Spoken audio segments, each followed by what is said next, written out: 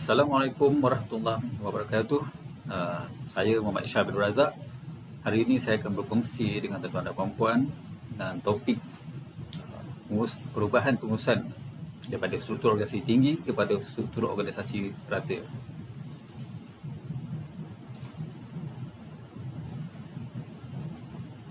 Struktur organisasi yang biasa kita tengok seperti yang ada di layar ni, dalam bentuk seperti piramid, dengan ada lapisan-lapisan hierarki yang menggambarkan tentang lapisan kuasa.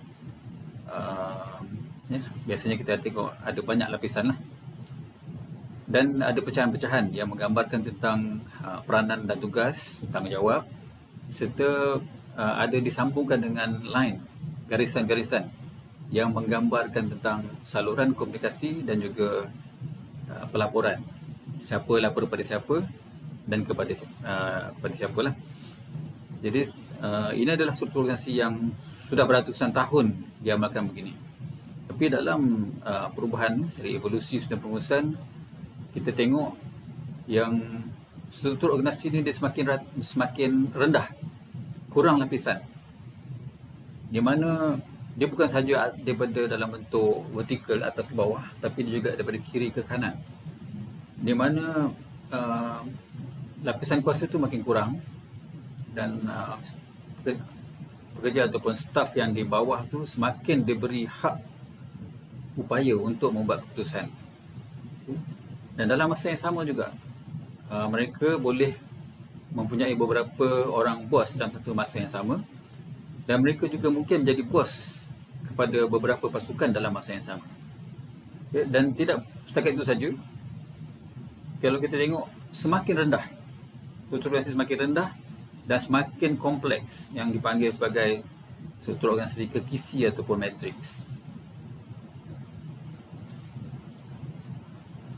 Jadi dari segi evolusinya, kalau sejak daripada zaman Roman mungkin, itu struktur organisasi lama ni dipanggil command and control, dan talian-talian tadi menggambarkan apa yang dipanggil line of communication.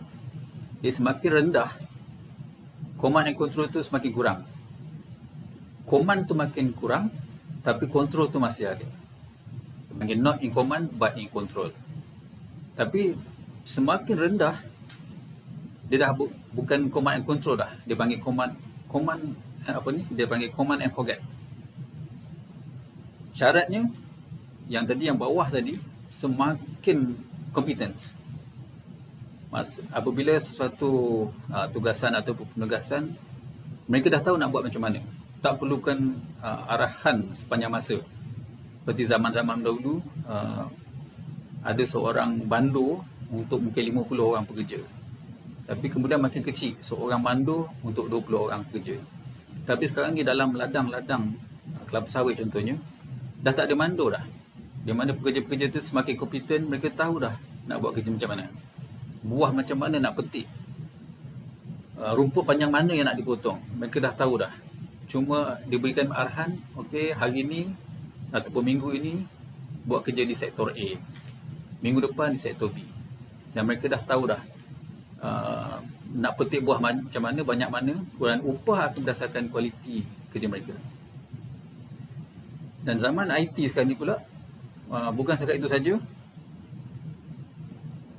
sistem perusahaan ini telah merentasi secara maya dan merentasi tak ada sempadan dah. Kita boleh menjadi pekerja atau bos di negara lain. Jadi kita kena faham benda ni supaya kita boleh menguasai sistem ni. Ini antara jurang antara kita dengan generasi lama macam saya ni dengan dinasti yang orang muda yang semakin mahir dengan IT. Ada konflik tentang cara bekerja dulu dengan sekarang.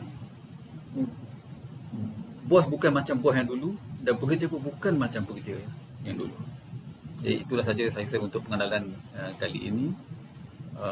Syarat-syarat untuk kita menguasai sistem perusahaan sekarang, kena competence, faham tentang perubahan ini, dan insyaAllah kita akan berjumpa lagi dalam video yang seterusnya. Saya Muhammad Syah bin Razak. Selamat mengikuti siri video saya.